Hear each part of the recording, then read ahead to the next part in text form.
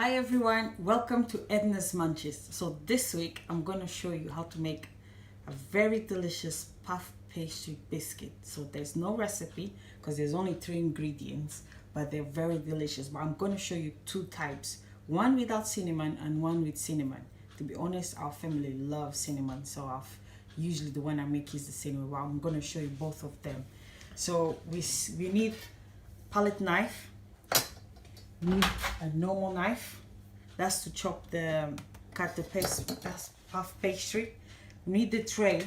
I keep saying about the baking sheet, is if you can have those, is very important. It will help you. I cut mine according to the baking tray, so when the kids or myself are using, it fits perfectly and it saves you all the time using parchment paper, and it saves a lot. It's very good. So I have a new one and puff pastry. It doesn't matter which one. This is more expensive, the value one. There's no need to go for the expensive one. The job does the same.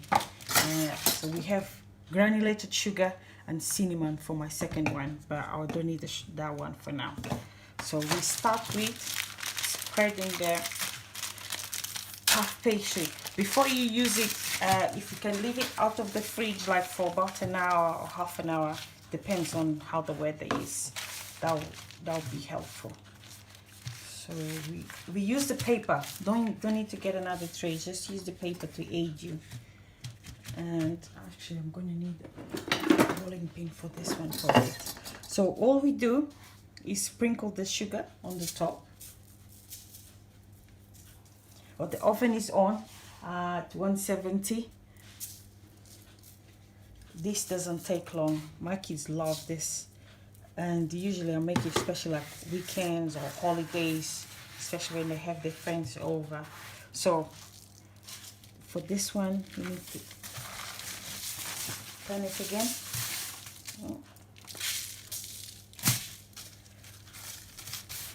And then we put the sugar on the side as well. And then you're gonna have sugar about everywhere. It may seem a lot of sugar, but is because the way we're gonna cut it is not that sweet. So with this one, we're gonna roll it halfway. So I'm gonna turn it, and in Portugal we call it Palmiers. We can call it puff pastry hearts. I'll call it the original name, Palmiers. And we roll it. Try to keep it nice and tight. That's halfway. Then the other way as well. So you meet in the middle. And that's when you need the sharp knife for this, because we're going to cut it. So these biscuits are really, you can even make just strips of it. Can play around with this recipe, is really cool. So that's what you need. Yep, it's a bit sticky. Oh, I didn't even use the rolling pin. So knife. So that's all you need to do. Make it nice. So it's done now. So remember to give it space, because this is puff pastry, so it's going to puff a bit. So the idea is to do that. So just remember to give it a bit of space. The sugar is what is going to make it nice and crunchy and caramelized. That's the best bit, to be honest, the bottom bit. So we put it in the oven for about 15 minutes, 10-15 minutes, depends on the oven again. So for this one now, while the other one is cooking, we prepared, just leave it there, cinnamon, as much or as little as you like. Just mix it. And the process is similar, the folding.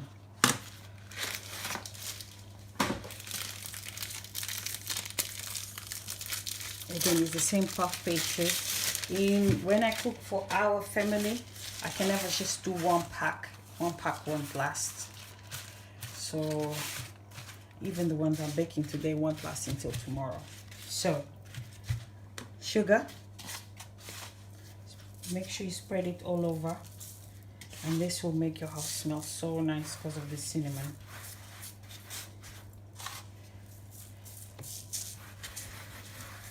So this we're going to treat like a book. So we're going to fold it in half like that, and then the other way as well, like in half again, and then use some more sugar again, go on top, make sure it's covered, and then we fold again. So folding the book. Yeah, there's no need to use a tray, just keep the paper on. Actually, when I'm making pies with the puff pastry, I always use the paper on it. So make sure you put sugar, then you turn the other way as well.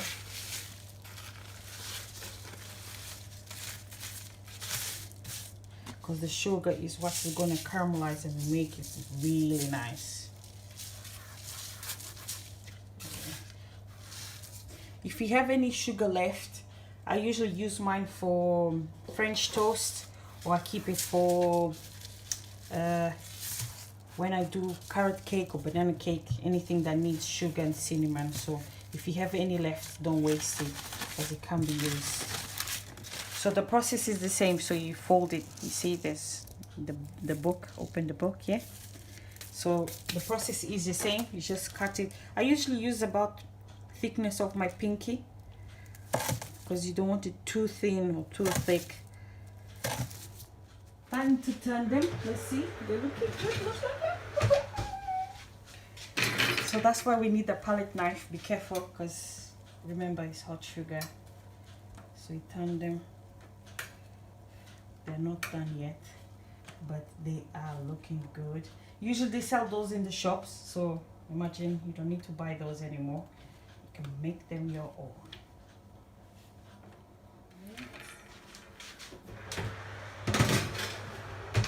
Time to take them out. Ooh, look at these, look at these, they're just perfect. Woohoo! Look at them, they are perfect. Just that nice golden color. So I already cut my other ones, ready to go. If it was too hot, I wouldn't cut more than a pack. I wouldn't do more than one pack at a time, but because today is not that hot, I've cut them all, so ready to go. So now we're going to do the same thing with the cinnamon one. So the design is going to be different, but the taste and the flavor is going to be, oh, delish. Ooh, they're looking good, they're looking good. Look at that, look at that. You just need to turn them again, remember. So you see, you can see already that the shape is different. You can make them all the same shape anyway, but I got in the habit of doing the cinnamon ones this way, so why break a habit like that? But they all look so nice. Another 5-10 minutes and they'll be ready. And here we are, nice and golden, and look, it's so delicious. Ooh, can't wait. Here we go, here we go, ta-da! All nice and done. You can see all nice and shiny. That's the sugar caramelized. So we have just the sugar and we have the cinnamon ones, and we love both. And look at that, so crunchy. And the sugar one, oh, this ones we eat it anytime. I don't even need a coffee for this, and the kids are already asking when can we have them. So hope you enjoy it, have fun, and I can see you next week. See you, bye.